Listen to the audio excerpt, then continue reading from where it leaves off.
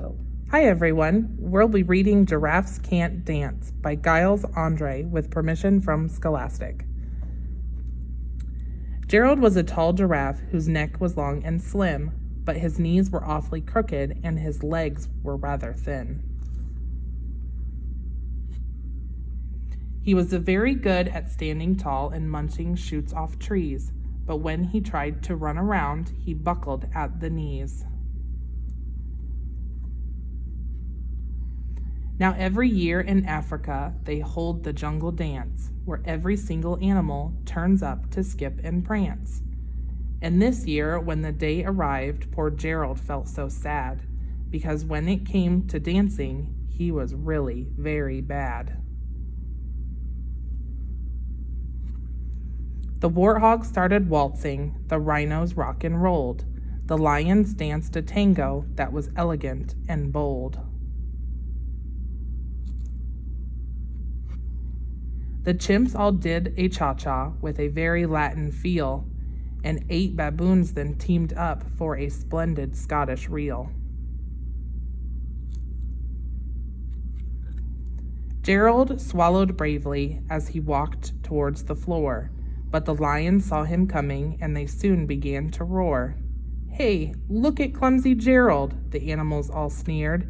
"Giraffes can't dance, you silly fool. Oh, Gerald, you're so weird."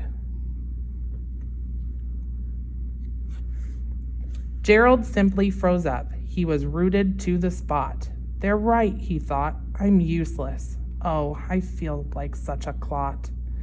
So he crept off from the dance floor and he started walking home. He'll never felt so sad before, so sad and so alone. Then he found a little clearing and he looked up at the sky. "The moon can be so beautiful," he whispered with a sigh.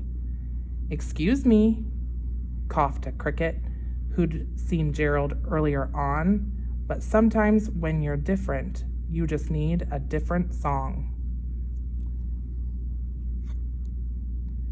Listen to the swaying grass and listen to the trees. To me, the sweetest music is those branches in the breeze. So imagine that the lovely moon is playing just for you. Everything makes music if you really want it to. With that, the cricket smiled and picked up his violin. Then Gerald felt his body do the most amazing thing. His hooves had started shuffling, making circles on the ground. His neck was gently swaying and his tail was swishing round. He threw his legs out sideways and he swung them everywhere. Then he did a backward somersault and leapt up into the air.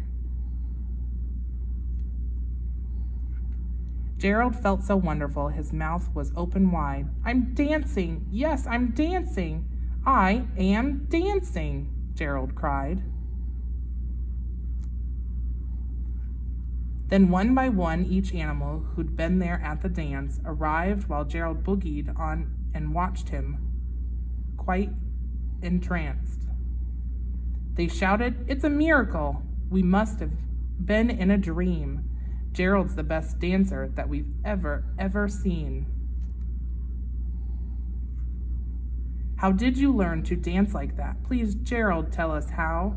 But Gerald simply twirled around and finished with a bow. Then he raised his head and looked above at the moon and stars. "We all can dance," he said, "when we find music that we love." The end.